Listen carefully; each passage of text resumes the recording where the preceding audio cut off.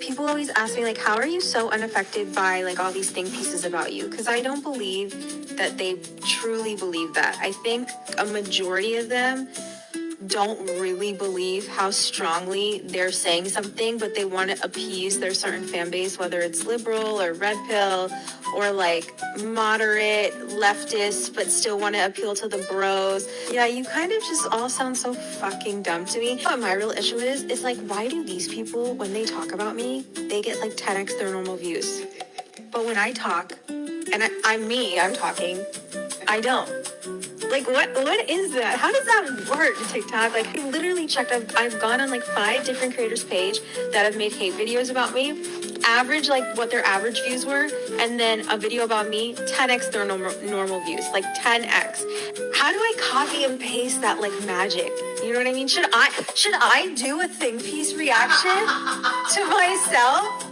And be like, yeah, you know what? That was disrespectful. You ruined my career. Yeah, should I do a think piece about ruining my husband's career after he sold out Radio City and like has never sold out more shows? You know, like to hold influencers accountable, like more so than you would any other politician or business person or billionaire. That's fine, whatever. You guys didn't want her to keep showing her kids online, which I agree with. She has since stopped. She apologized for those controversial podcast comments she made, which also is that play about me. And then none of the talking heads that I've seen that talk about her, like they all look like they're 18 or 21 years old. Like none of you guys are even old enough to be moms, so I don't know why you would care about what she said about C-sections or vaginal births or whatever. And it's like, as someone who's like done a podcast, it's very easy to get in there and want to say the funniest, like most outrageous shit that you think is funny, but like maybe misses the mark for other people because you're just trying to create something entertaining. Moreover, in more recent news, you guys are mad that she tried to hold someone accountable for leaving a nasty comment. How does that work? You're trying to hold her accountable, but then anonymous losers who leave fucking awful comments can't be held accountable?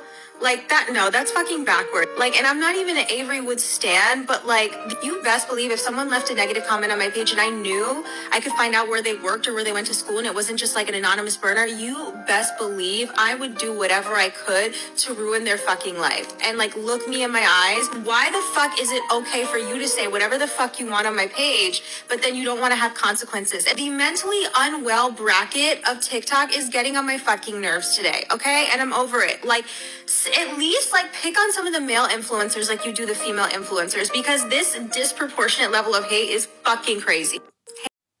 I have a very important, serious question. Should I get a spray tan before my husband's Radio City show?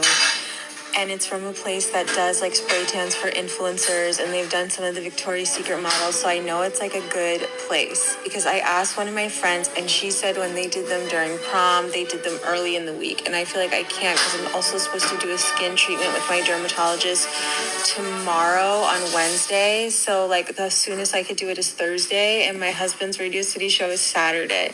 And I've never done a spray tan before. Like, is this stupid? Might be. Is this a bad decision? Might be. I think I'm just going to do it. I think I'm just going to say fuck it and do it. Like how I did the perm. I'm telling you this right now. If it doesn't turn out well, I don't want to hear it until Sunday. What do you mean you don't want to hear it? I won't have bandwidth for it until Sunday. Oh my God, again with the bandwidth. He keeps lecturing me on the bandwidth. Do you know how much... I don't have bandwidth either, Akaash. I was in the ER with you too last night. We had to take Dream to the ER, poor girl. But it's like, I've been slaving away, taking care of 2 dogs, pulling 25 eggs out of my fucking uterus. Like, that's true. You think I'm just here on a pleasure trip? He has 5 million assistants. What do you do? What do you do, personally? He doesn't even run his own Instagram. It's true. Akaash Singh's wife going off and complaining about not getting any views, especially after her husband quit his podcast because she ruined his career by getting him bullied off of it, and he decided to quit. Although I'm starting to get the feeling more and more that was a mutual decision, because now the flagrant comments aren't going to just be all about Akaash, but she's over here crying like, how come no one's watching my... By the way, honey, get used to it because it's about to get even worse. Because now that Akaash is off that podcast, there really is nothing to ever talk about you. I mean, even you embarrassing him going forward, it's not like we can go to the Flagrant podcast and get Andrew Schulz or any of the guys' reactions. So none of us are especially not going to care going forward. You already ruined the career, by the way. Her TikToks are god awful. Here's some advice. Why are you trying to be a TikTok star? Is a TikTok star even a thing anymore? Does anyone even really make money on that platform? No. How about go back to your podcast you were doing with your friend? Oh no, I think she ruined that relationship. That was on YouTube though, at least. But did you see her and Akaash talking in that one video? Go and look at Akaash's face when she brings up that she had to have her eggs taken out, because she revealed that having sex with Akaash disgusts her. So they're trying to do IVF, but there's nothing medically wrong with her. It's just that she's not attracted to her husband, hence doesn't want to have sex with him, hence trying to get pregnant through IVF. And what was that other video she did where she was like, if people make anonymous comments about me, I'm going to do everything to destroy your lives. And you're trying to be an influencer and a content creator? What? And that's the thing that baffles me the most.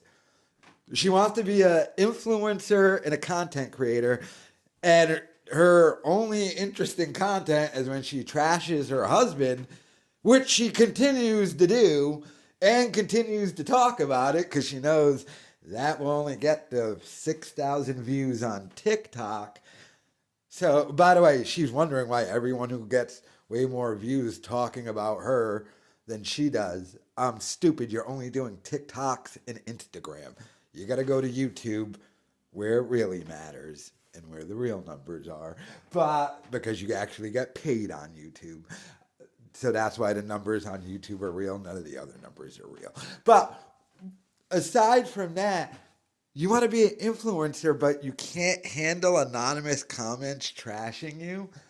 And that is a bizarre and odd statement. But this is a bizarre and odd woman who looks like she has Jim Carrey's teeth from The Mask. Look at the eyebrow. That. Yeah, but I mean, and Akaash just sitting there. Yeah, they're talking about that selling out Radio City Music Hall like Al Bundy talks about scoring those 4 touchdowns back in high school at Polk High, and they're going to continue to just keep talking about that. 8 years from now, when Akaash is selling 10 tickets at a club in Schenectady, he's going to be like, remember the time I sold out Radio City Music Hall, babe? And she's going to be like, why are you calling me? Me and my new husband are moving on with all your money. So, I don't know, but let me know your thoughts in the comments.